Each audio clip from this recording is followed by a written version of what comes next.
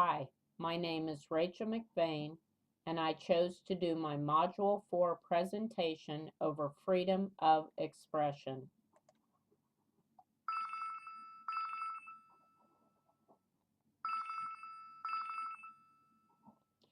Wake up, it's time for school.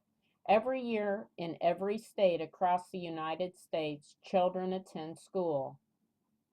The National Center for Education Statistics estimated last year that about 50.1 million students will attend public elementary and secondary schools.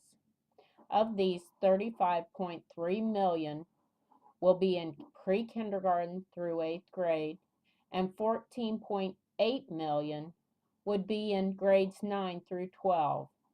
An additional 5.2 million students were expected to attend private schools. About 1.3 million children were expected to attend public pre-kindergarten this past fall, and enrollment in public kindergarten was projected to reach approximately 3.8 million students. This past fall, they estimated that about 4.1 million public school students were expected to enroll in the 9th grade, and that is the typical entry grade for many American high schools. Many of these students live in the city.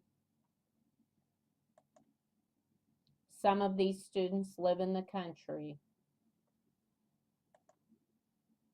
But regardless of where one lives, there is a gift, and it was given to these students long ago: the First Amendment. And I chose to do my Module 4 presentation over the First Amendment at school. We will be discussing the First Amendment in the areas of free speech, the freedom to demonstrate and protest, and the freedom of expression in a school newspaper.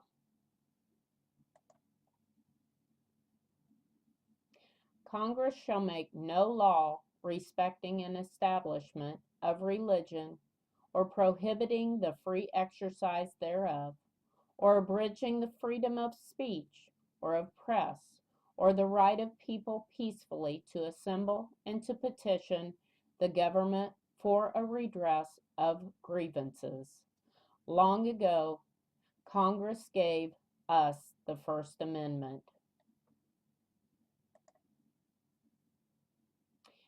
What exactly does the freedom of expression mean to you? In 1969, the Tinker case emerged as a leading case involving student rights. The U.S. Supreme Court, for the very first time, held that students possess the same constitutional rights as adults, and that these rights do not end at the schoolhouse door. The Tinker ruling clearly mandated that professional educators respect the civil rights of students in public schools. In cases where students' rights are restricted, school personnel must demonstrate a justifiable or legitimate reason for this restriction.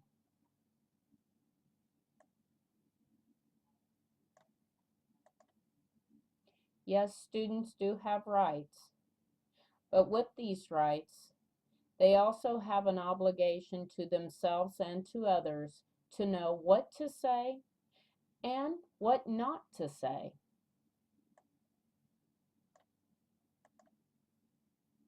So there are some restrictions with the right of speech, the freedom of speech, and these restrictions may occur if there is any evidence of material and substantial disruption, violation of school rules, destruction of school property, or any disregard for authority.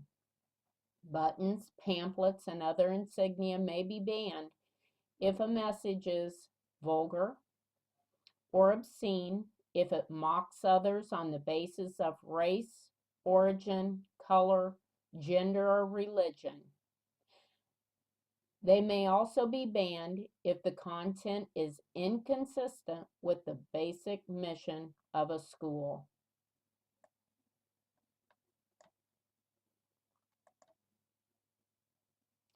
Students also have the freedom of the right to demonstrate and protest.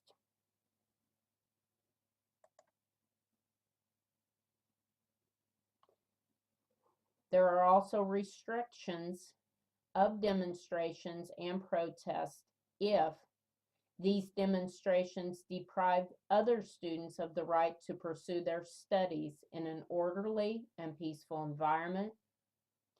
The demonstrations and protests obstruct corridors or prevent free movement among students that are not participating in the activities.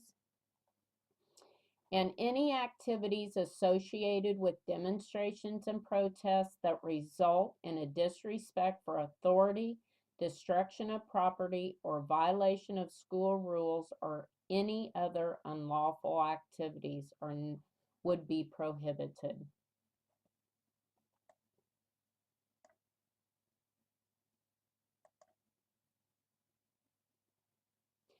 Students also have the right to freedom of speech within a school publication.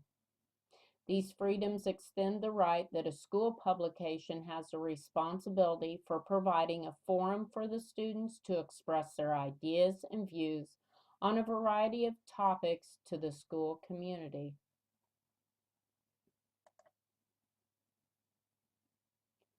Student newspapers should require student editors who exercise high standards of responsible journalism,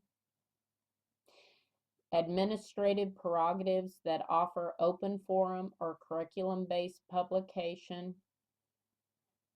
The newspaper should have student editors that make sure that the newspaper is free from liability or obscenity. And regulations should be established that prescribe procedures that review materials to be published.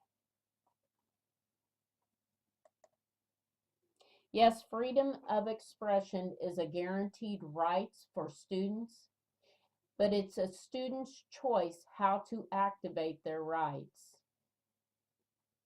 How one will use their rights is up to them, but it's a gift and a guarantee forever. Thank you.